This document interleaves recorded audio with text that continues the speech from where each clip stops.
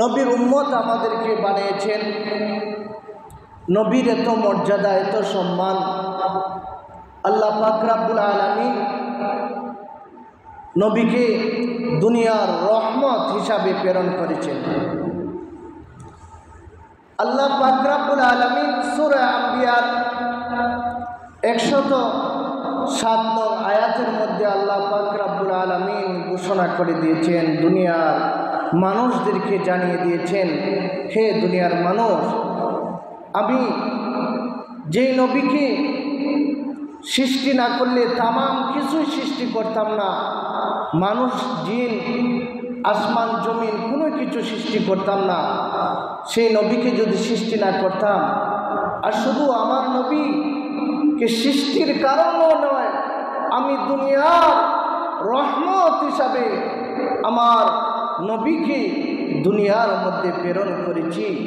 এই জন্য আল্লাহ পাক রব্বুল আলামিন সূরা আম্বিয়ার 107 নং আয়াতের মধ্যে আল্লাহ পাক রব্বুল আলামিন ঘোষণা করে দিয়েছেন, ওয়ামা আরসালনাকা ইল্লা রাহমাতাল লিল আলামিন।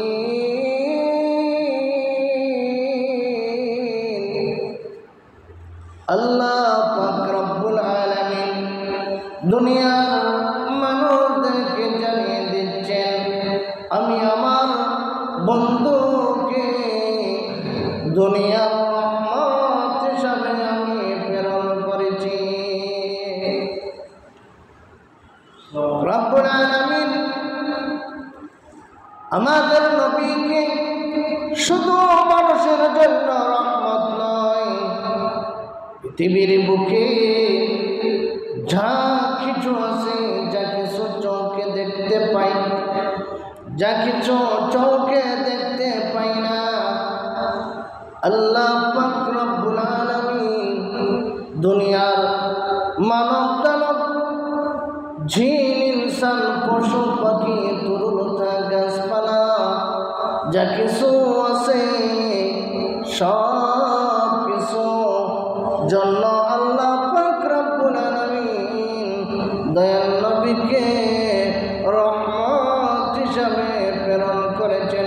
উচ্চ সুরে বলুন আলহামদুলিল্লাহ। আল্লাহ পাক রব্বুল আলামিন দুনিয়ার মানুষদেরকে জানিয়ে দিচ্ছেন, ও দুনিয়ার মানুষ, তোমরা জেনে রাখো, যদি আমার হাবিবকে তোমরা যদি মহব্বত করো না, ভালোবাসো না, তাহলে আমি আল্লাহ তোমাদেরকে কখনো ভালোবাসবো না। যতক্ষণ পর্যন্ত আমার হাবিবকে ভালোবাসো নাই, ততক্ষণ পর্যন্ত তোমরা কখনো পবিত্র মুমিন হতে পারবে না। দয়াল নবীজি হাদিস শরীফের মধ্যে ফরমাইয়াছেন, ওয়ালা রাসূলুল্লাহ সাল্লাল্লাহু আলাইহি ওয়াসাল্লাম লা ইউমিনু আহাদুকুম হাত্তা কুনা হাব্বা মিন ওয়ালিদিহি ওয়ান নাসি আজমাইন।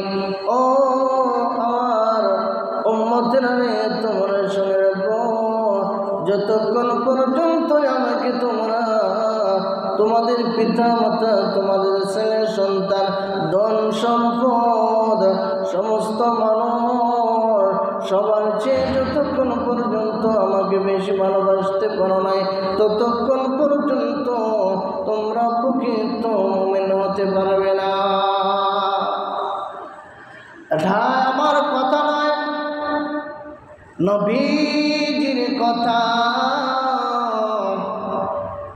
তারপরেও যদি মানুষে আমল করে না, গ্রহণ করে না, নবীকে ভালোবাসে না, একটা কথা মনে রাখিও, কাল হাসরের ময়দানে নবী ছাড়া কেউ সুপারিশ করতে পারবে না।